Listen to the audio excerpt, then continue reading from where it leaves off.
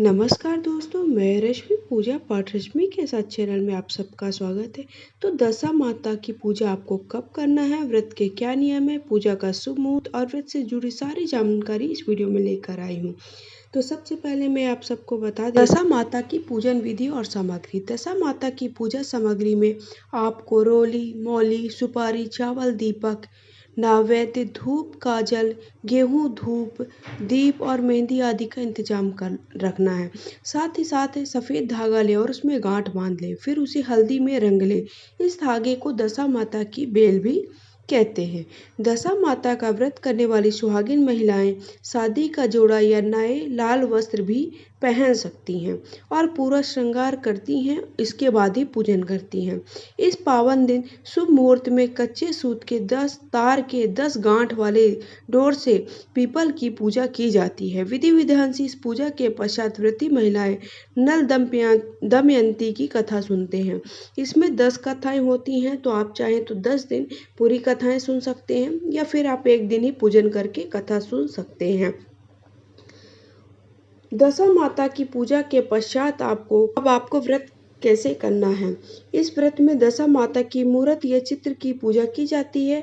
अगर चित्र नहीं है तो नागर, बेल के पान के पत्ते, पूजा में काम आने वाले डंडी वाले नोक वाला जो पत्ता होता पर चंदन से दशा माता बनाकर भी पूजा कर सकते हैं, या फिर आप पीपल के पत्ते पर भी दशा माता की पूजा आप चलचित्र बना ले और चित्र बनाकर भी उसका पूजन कर सकते हैं। पूजा भगवान विष्णु के स्वरूप पीपल के पेड़ के पास या घर पर भी कर सकते हैं। दशा माता के पास कुमकुम, काजल और मेहंदी की 10-10 बिंदी लगाते हैं। भोग के रूप में नैवेद्य, लपसी, चावल आदि चढ़ाया जाता है और सूत का धागा बांधकर सुख सौभाग्य एवं मंगल की कामना करते हुए पीपल के पेड़ की परिक्रमा की जाती है। पीपल के पेड़ को चुनरी चढ़ाई जाती है। 10-10 गेहूं की 10 ढेरी पास में सजाई जाती है। लड्डू, हलवे, लपसी, मीठे रोट आदि का भोग लगाया जाता है। इसमें किसी एक ही अनाज का भोग लगाया जाता है। 10 ढेरियों के पास रखा जाता है। 10 गांठों का डोरा पूजा में रखा जाता है और दशा माता और 10 गांठ वाले डोरों का पूजन अक्षत, पुष्प आदि से किया जाता है। धूप दीप जलाते हैं। पिछले साल का जो भी डोरा है वो पास में रखते हैं। इसके पश्चात दशा माता की आरती गाई जाती है। इसके बाद नल दमयंती वाली दशा माता की कथा कहते हैं और सुनते हैं। कहानी पीपल के पेड़ की पूजा के बाद ही कहीं सुनी जा सकती है।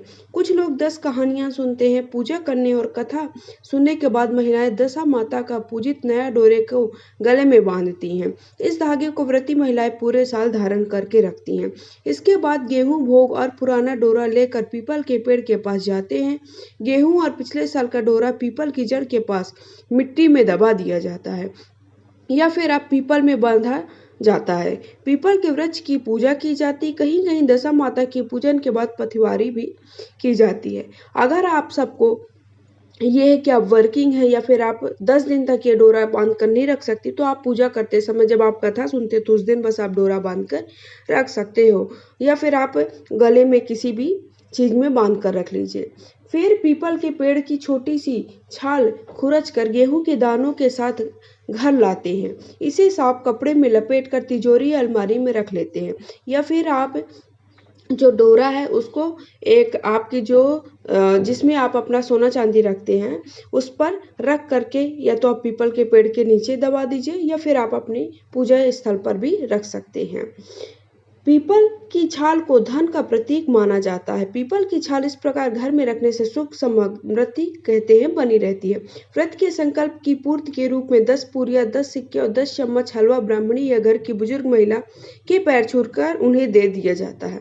दशा माता की पूजा विधि पूर्वक करने से माता की कृपा हमेशा आप पर बनी रहती है और घर में सुख, शांति और समृद्धि बनी रहती है। और अच्छी सुख, समृद्धि और शांति के लिए भी आप व्रत का रख सकते हैं। इस दिन एक ही बार अन्न ग्रहण किया जाता है, जिससे एक ही प्रकार के अन्न के प्रयोग का विधान है। भोजन में नमक का प्रयोग बिल्कुल भी नहीं किया जाता है। इस दिन प्रयोग किए जाने वाले अन्न में गेहूं का प्रयोग विशेष तौर पर किया जाता है। आप चाहें तो गेहूं के पुए, गेहूं के मीठे पराठे, मीठी पूरियां बना सकते हैं। इस दिन घर की साफ सफाई के लिए झाड़ू खरीदने का भी विधान है। दशा माता व्रत जीवन भर किया जाता है। इस व्रत का उद्यापन नहीं किया जाता है। और अगर आपको कोई बहुत बड़ी समस्या है, आप इस व्रत को छोड़ना चाहते हैं तो आप व्रत का उद्यापन करके आप अपने घर की किसी भी अपनी बहू को या फिर कोई और को व्रत रखने के लिए दे सकते हैं। अब दशा माता का डोरा आपको कब खोलना होता है?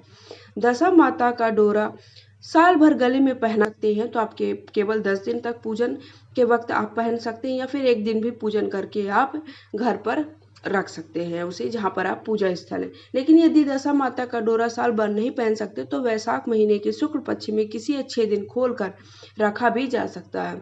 उस दिन व्रत करना चाहिए और संपदा माता की भी कहानी सुननी चाहिए।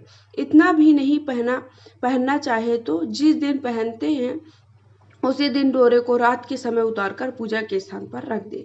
अगले वर्ष पूजा के बाद पीपल की जड़ में दबा दे, क्योंकि कई लोग क्या होता है वो डोरा बहुत ज़्यादा मोटा रहता है, तो जिसे गले में पहनने में या फिर हाथ में बांधने में, वैसे उसे गले में पहना जाता है।